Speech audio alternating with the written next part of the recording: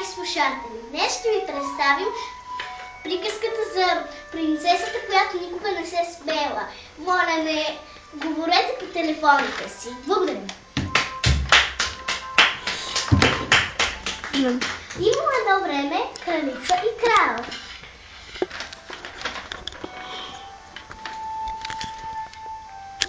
Те живеели в красива златна каравана и имали хубава дъщеря на име Дама Пика.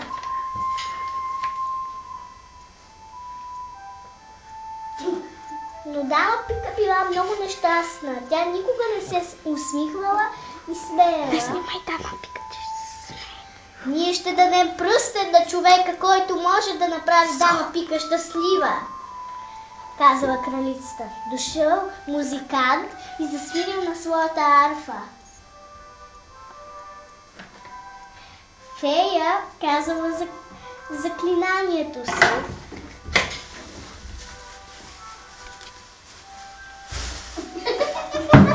Да.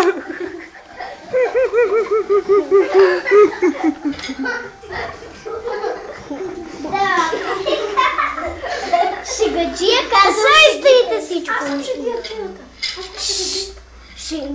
Шегаджия казал шегите си.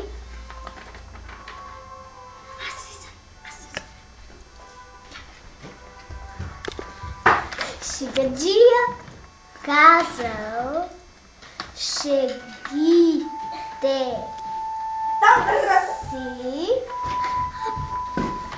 но Дама Пика така и не се засмяла.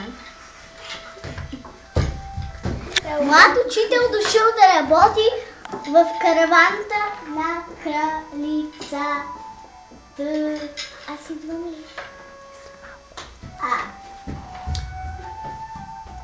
Дошъл със своето малко куче. Той обичал да играе. Един ден Дама Пика видяла кучето и започнала да се усмихва и се засмяла. Кралицата чула дъщеря си и видяла кучето. То било много щастливо да получи пръстена. Пръстена.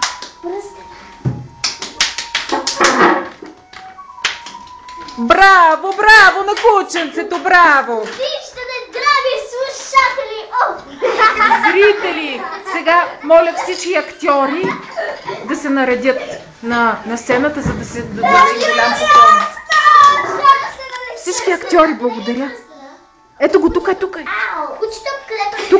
Тук е при мене. Добре. Наредете се сега за един голям поклон, заедно с режисьора, разбира се. Без мен, моля. Добре, без режисьор. Браво, браво!